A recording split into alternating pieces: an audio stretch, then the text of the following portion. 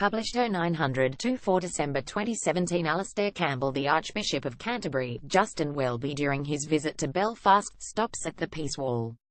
Pictures are to a wit on her photo via Getty Images. This content is subject to copyright. Famous for not doing God, Taylor Alastair Campbell interviews the Archbishop of Canterbury. The only regular journalism I do, in addition to my role with the New European, is a monthly interview for GQ magazine.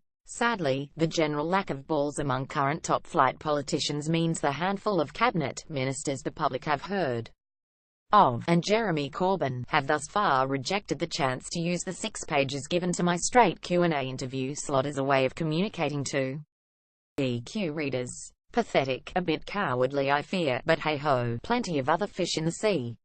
So instead of Theresa May, Boris Johnson, Michael Gove, Philip Hammond, Corbyn, or his right-hand John McDonnell, I had the genuine pleasure of interviewing Prince William, Tony Blair, Al Gore, Antonio Conte, Gary Kasparov and Charlie Brooker.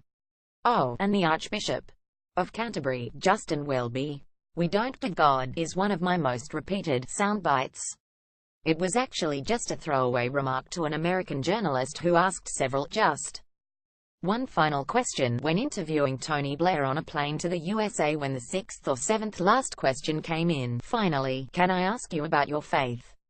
I stepped in. "Sorry David, we don't do God." That was it. Now barely a day goes by that I don't get some theology or politics student writing to ask about the strategic thinking behind this important statement. Of course TB does do God a lot, and no I don't, I have always been interested in him. You see, that old capital H has to get on there, even if you're an atheist, and in those who really do believe.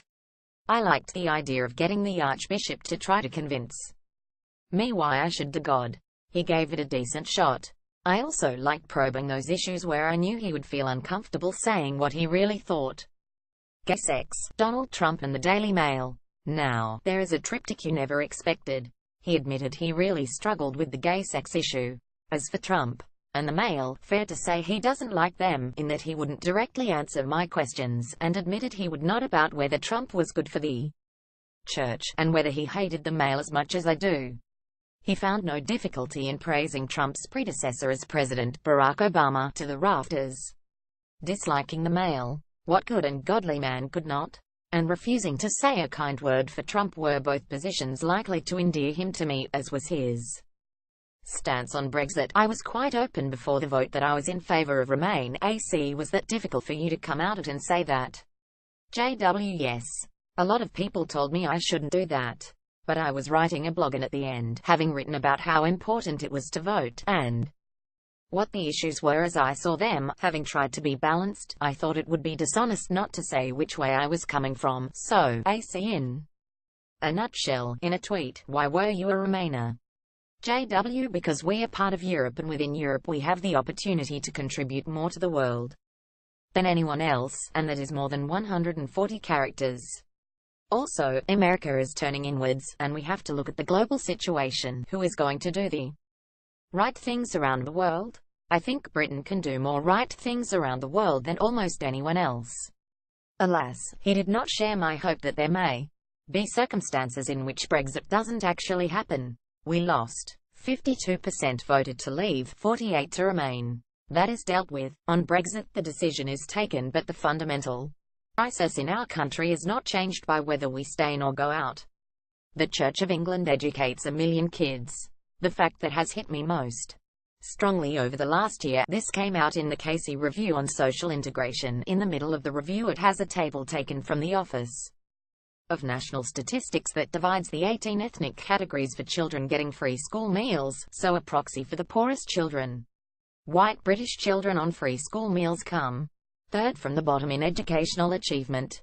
That is nothing to do with Brexit, it is to do with the way the world is changing. Technology is changing. AC, it might be a reason their parents voted Brexit. JW, I don't think so. It is just a fact of life, and this is the biggest threat to our future because we are not adequately equipped for a world where flexibility and high levels of education are going to be necessary. That crisis was going to hit us inside or outside the EU. It has been brought forward by leaving.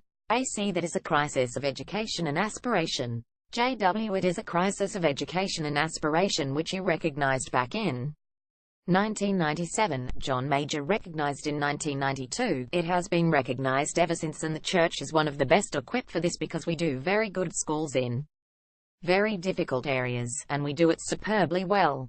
Sounds to me remarkably close to the strategy I was recently urging here on Jeremy Corbyn, to get tough on Brexit.